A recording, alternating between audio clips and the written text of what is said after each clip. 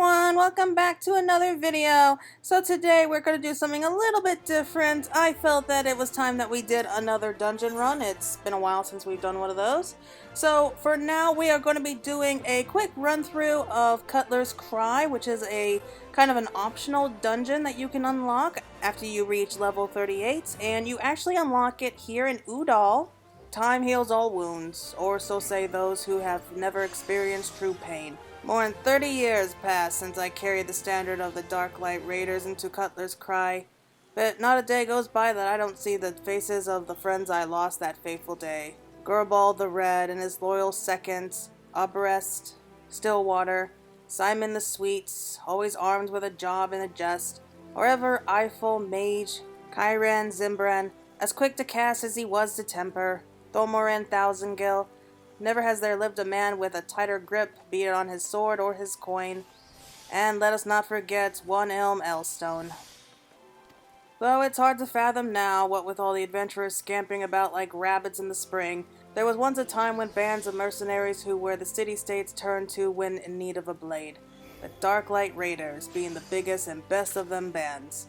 Ishgardian-funded forays into the hellish pits like the Arum Vale would earn us a king's ransom in a matter of days, though it would only take a night of devil's play at the Mirage to see it gone from our purses. But so was the life of a raider, that is, until we took that job at Cutler's Cry. My brothers and I stood against the herds of giant buffaloes on Olgamoro, snurble infestations in the Pearl, legions of cold-blooded Sahagin from the abyssal depths of the Indigo Deep, but none of that would prepare us for the horrors we would face in the Hellsborn holes. None of it prepared us for the Chimera. The bards still sing of the day 7 of the realm's finest warriors set off into the bowels of the Forsaken Place, but only saw one return, Symbol the Stoic, spared by the beast so that he may warn all others who would be foolish enough to attempt to despoil the Chimera's lair. My apologies. You did not come to hear the guilt-ridden ramblings of an old man. But if you have a moment, I was wondering if I could ask of you a favor. The final wish of an ailing soul seeking peace with his past before departing on his journey through the 7 gates. In each of the 30 summers since escaping from the maws of the terrible beast, I have returned to its lair to pay a proper respect to my fallen compatriots. However, the years have finally caught up with old Sibold, and try as I might, no longer can these old bones make the trek alone. If it is not too much to ask, would you travel to Cutler's Cry in my stead and place this bouquet of flowers upon the resting place of the Darklight Raiders? Okay, so that is actually part 1. So now we actually have to head off to Cutler's Cry, which is kind of the entrance... which is kind of like the entrance to what I can only describe as a giant ant hole. You're about to see. Okay, it's right there in the distance. You can see it from here. That great big black hole. You've probably seen it a few times if you've been out here. And you're wondering just what it's for. Well, it is home to these giant ants, more or less. And you're about to find out exactly what it's all about.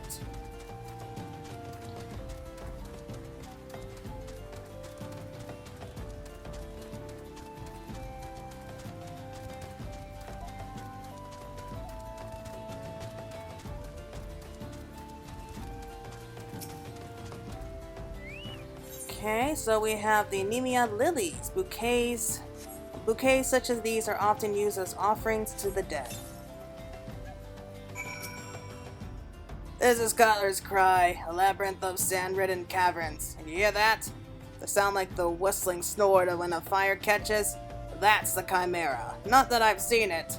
Sure, go right on in if you're that certain of your ability to make it out in one piece. Just don't expect me to go trotting in there after you, no matter how hard you wail and holler. You promised old Sibold the Stoic, did you? He's what's called a man of principle, he is. A little too much principle, I'd say. What's wrong with wanting to live when you've a wife at home with big child? The tale goes that rather than facing the fate spun for him by Nemia, he hid beneath the mangled body of his leader and watched as his companions were torn apart, one by one. Also that he might return home to see his son born. Should he have died a hero rather than lived a coward? Was being able to see his son worth having the boy grow, knowing his father was a craven, a disgrace to his friends and family? Should I ever find myself faced with a similar decision, would I have the courage to walk that righteous path? Now you know the true reason I will never set into that cave. Alright, so that's dishonor before death, and I kind of understand it. It's not exactly easy, because you're kind of stuck between a rock and a hard place.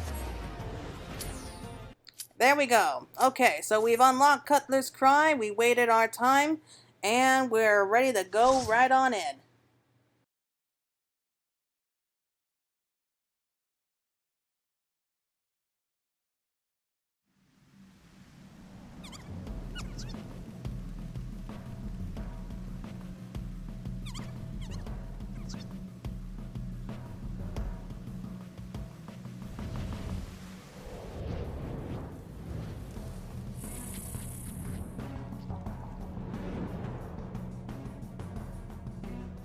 Okay, so this dungeon, not particularly one of my favorites. I mean, there's some parts I suppose are cool. It's certainly a different atmosphere.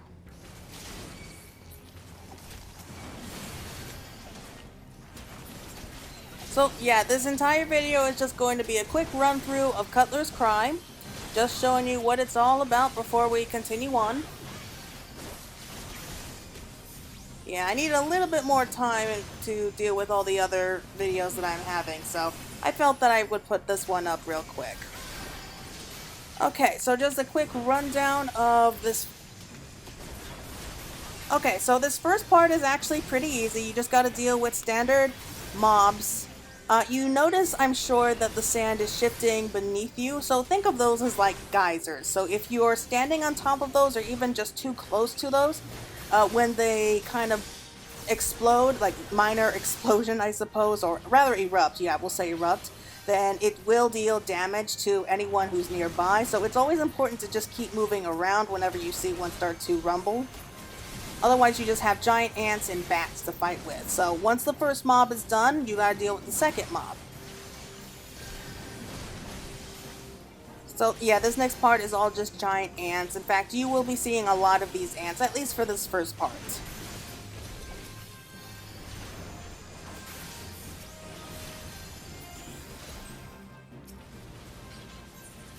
Okay, so whenever you see the sands in this chamber begin to shift, then that's a sign that all the mobs on this floor are dead. You're free to move on. You just head to the shifting sands.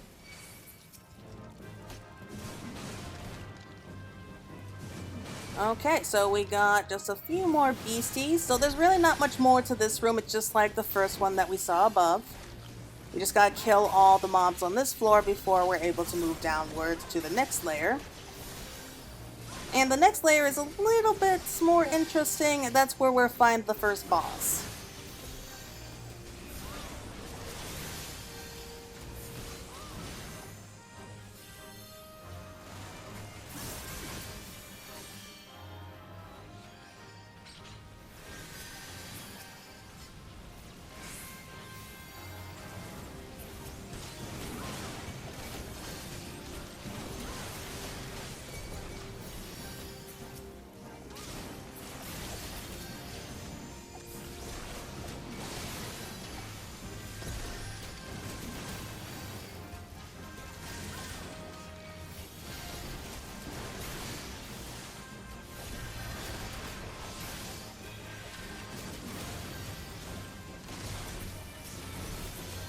There we go. Okay, so that's all of them.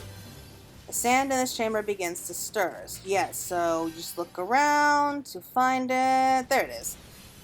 Okay. So I guess you could just think of just falling down a sand pit, I suppose. So there's a little bit more to this level.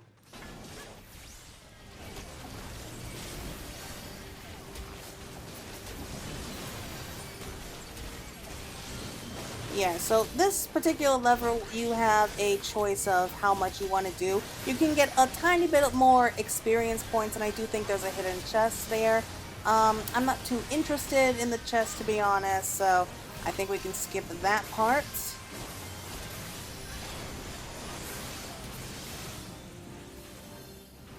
down this way.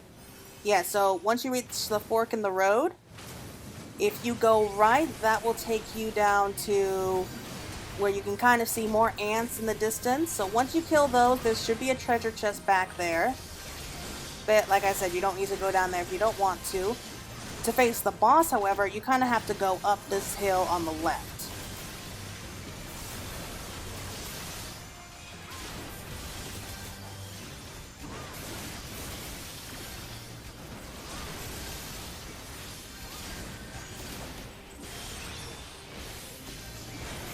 Whoa. Yeah, be careful with the bombs. They're particularly vicious. Very destructive. One blast and that's almost certain to knock you out. Okay, so this is the first boss.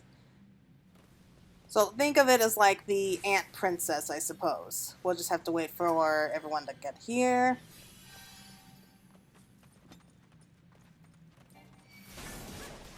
Now this part is normally just tank and spank. You just have to keep the ant princess on top of you. She will start summoning some of her soldiers though after a while once her points go down.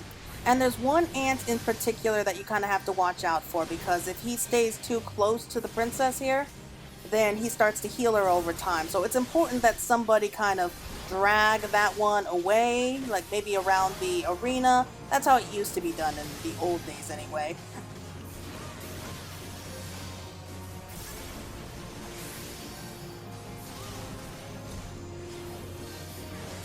Yeah, so there we go. She senses danger and summons her army of Meteoron marshals. Yes, so this is the ant you have to watch out for. If he stays too close to, like, the queen here, we'll just say it's the queen. Come on, we'll be honest there. So we'll say if he stays too close to the queen, he's going to heal her over time. So you should at least try to pull him at least far enough away from the princess that we don't need to worry about that. Or rather, the healing will be so minor that you don't really notice it. Or just go on ahead and kill him. Either way, that works. Alright, and she senses danger and summons an army of soldiers. Okay, again, the soldiers are not dangerous. They're just average mobs. You can just leave the DPS to do their job and take care of those. And there you go. So the feeding pit is been cleared. We move down to the next floor. And this particular floor, it's just mostly mobs. It's kind of annoying. So it's like a big circle. You see like this nice little oasis here. And if you want to, you can go around this whole thing and just slaughter every single creature here, or you can just move on quickly, either or.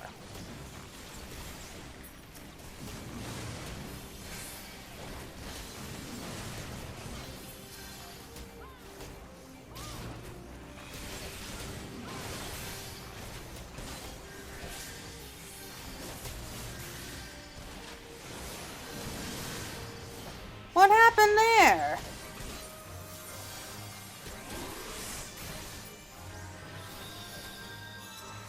I mean, it wasn't that big, was it? Oh yes, there's hidden treasure chests. I almost forgot that. But these are mostly cactuars, and I don't understand how I died that easily.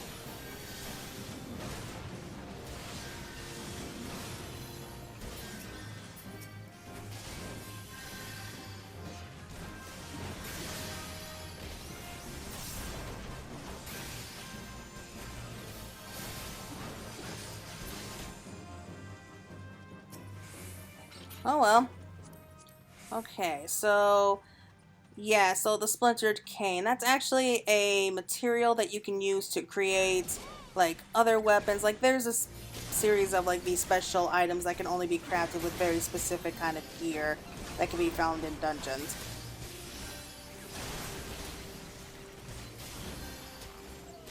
And it looks like our healer's blaming herself for what happened. That's cool. I don't blame you. I probably just got too cocky.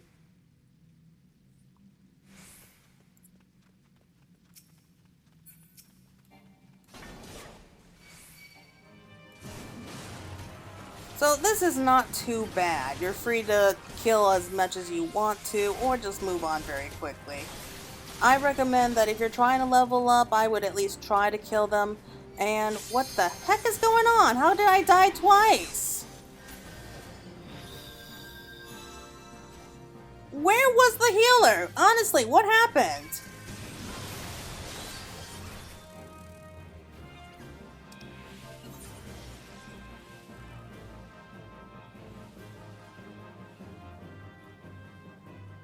Sorry, didn't realize you went the other way.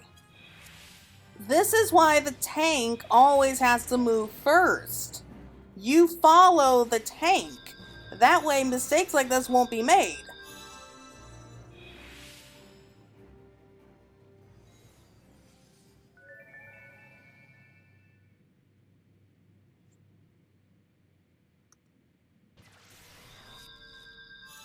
So let me type a quick message here. Tanks go first for a reason, friend. But that's okay. No hard feelings. We'll just head right back down there and pick up where we left off.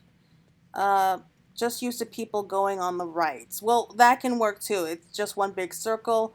I prefer to use this way because I feel like it's a little bit shorter. But that's just me. Oh, we got the splintered cane. Okay, so we can use that in our crafting later on.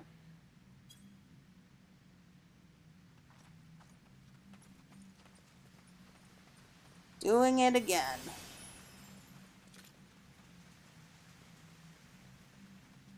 So there is no need to worry. I'm not upset. Mildly annoyed, perhaps. I think the worst that can be said about this is that I'm mildly annoyed. That's all. Okay, so this way. We're going this way, friends.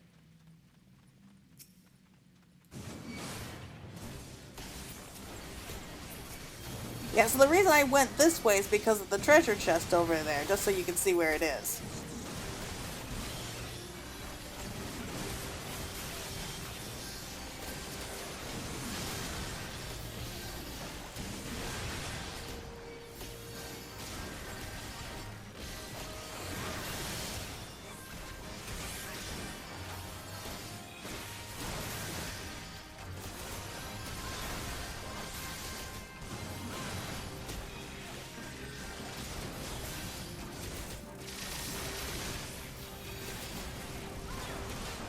No, no, not again. Come on!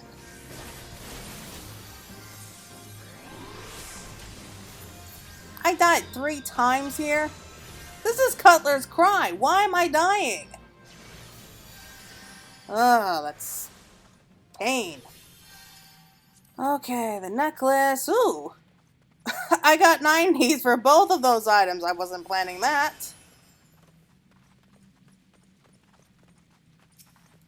But there's the shifting sands. Plus a few more ads, just a little bit more of a level boost. We can use as many as we can get.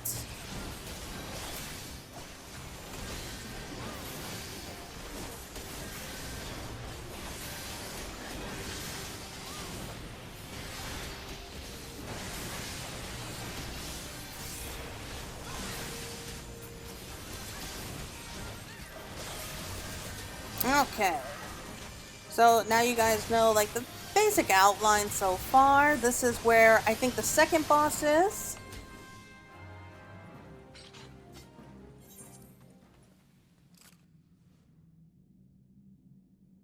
And yeah, here's the second boss. So it's a giant tunnel worm. And again, you run off ahead. There's a reason tanks go forward, friend. So that we can get their attention and that they don't attack you. Alright, so for the giant tunnel worm, just basically turn it against the party. It's not dangerous, or it's not too dangerous when it's above the sand, but when it disappears, that's when you kind of need to keep an eye out.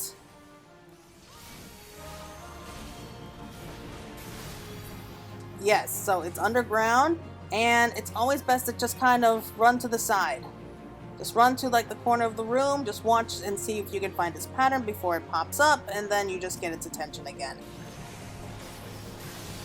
But once in a while, it will kind of spit up on one of your teammates with sludge, and that deals damage over time.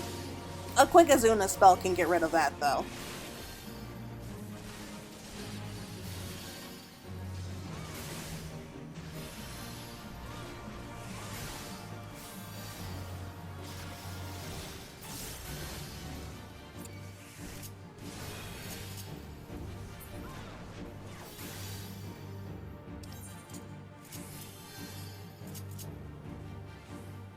Okay. I don't know why they insist on running around like that. Just run off to the wall. Just hug the wall. And if you see it coming towards you, just move.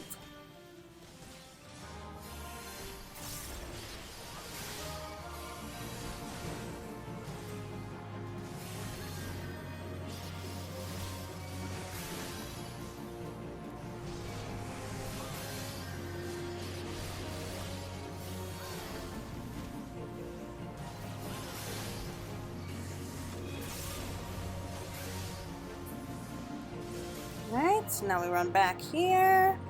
So this is going to be a kind of a dangerous run, because now we have explosions from all over. You can tell that the worm's getting angry now. So stay away from the center of the room when it goes underground, because that's usually where he pops up, and that will deal damage if you're too close.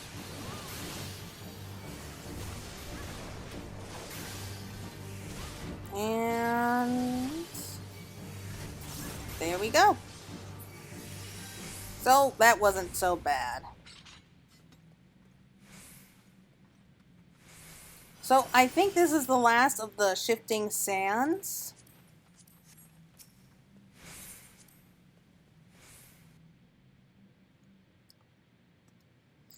Okay, so down here is like the last level. This is where the Chimera is. And I think those are just pools of water. I really don't know what else those could be. It's kind of creepy down here, though. It's beautiful and creepy at the same time.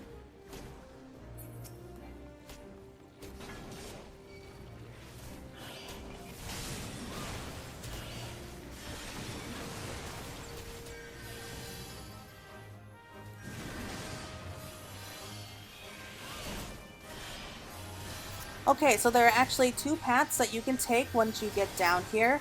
One path will kind of take you straight to the Chimera. The other, you can actually do like small detours, kill a few extra monsters, get a few extra treasures. Nothing special about that. Try to stay away from those geysers of...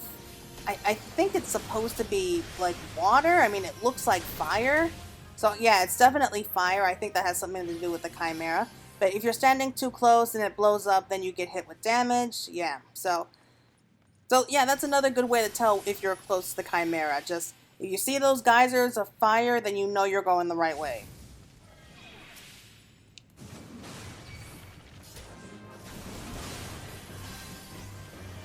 Okay, and there is another fork in the road. Now, this time, the one on the left...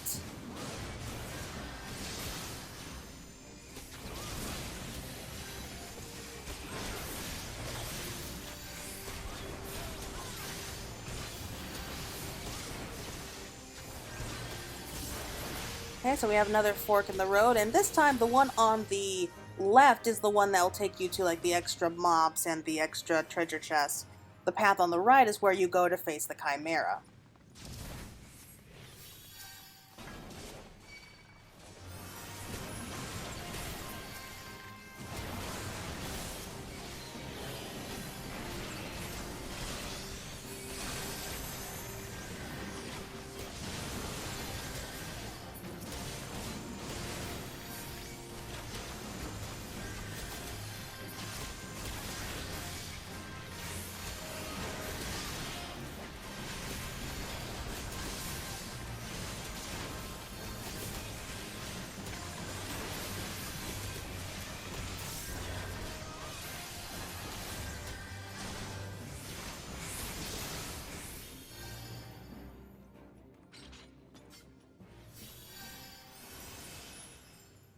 So this is the last few mob bosses to fight against.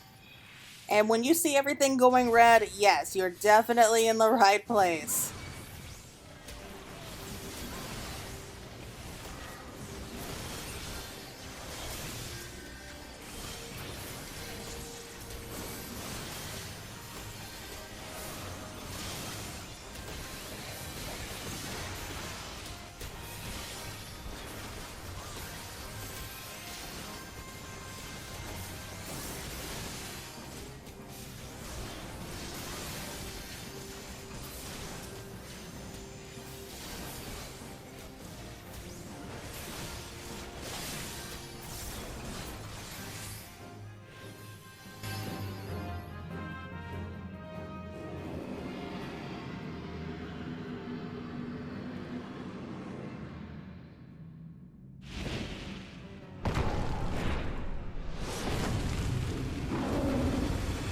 There we go. Okay, so this is Cutler's Cry. This is the Chimera's home. You can see it actually littered with bones. So we're going to make sure the Chimera never hurts anyone again. Now, the mechanics here are pretty easy. You just have to keep an eye on what color eyes that are glowing. Yes, just like what our teammate's saying. If you see that the eyes are glowing blue, then get away from the Chimera. But if they glow purple, then you come in close. So that's the most important thing to remember here. And you'll see why in just a moment, I'm sure.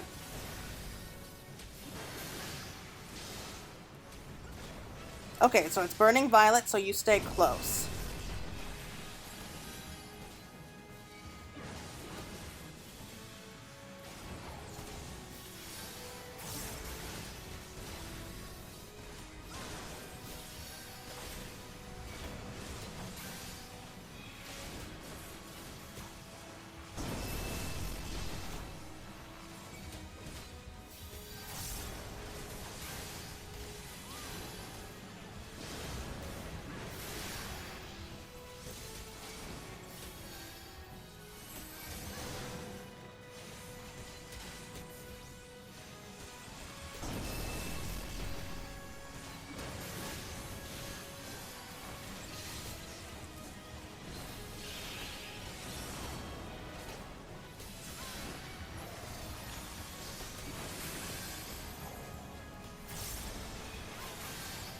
So when they glow blue, though, that means like it's about to freeze the ground around it, so you need to get away.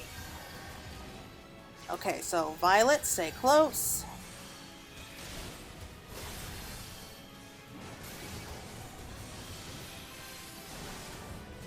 Okay, now the eyes are glowing blue, so we have to get away, which I did not pay attention to. But yeah, so it freezes the ground around its feet if you're in too close when they're glowing blue. And you suffer from frostbite, so you kind of get damage over time if you're hit by that.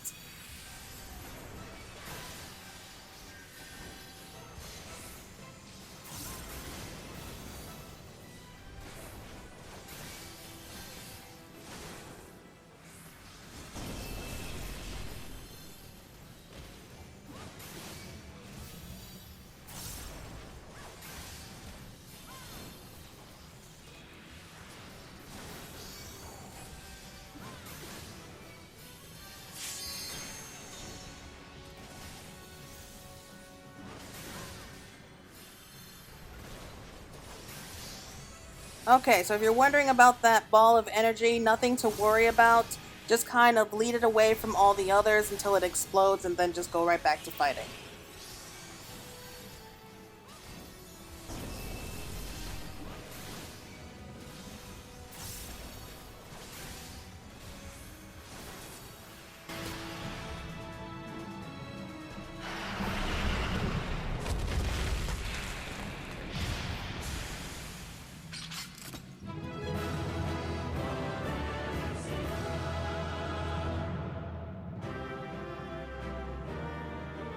Okay, so that was Cutler's Cry. I hope that you all found this little guide to be helpful, and I wish you all the best of luck in here, and hopefully you won't have as hard a time as I did here. But thank you all so much for watching, everyone. We will be going back on to the rest of the quest line in the next video. So I needed a little bit more time so I can work on a couple other videos that I had, and this just seemed like a fun distraction. Well, as fun as possible when you're talking about Cutler's Cry. But yep, that's going to be it for now, everyone. Thank you all so much for watching. I really do appreciate it. It really means a lot to me. So until next time, everyone, this is Claire signing out.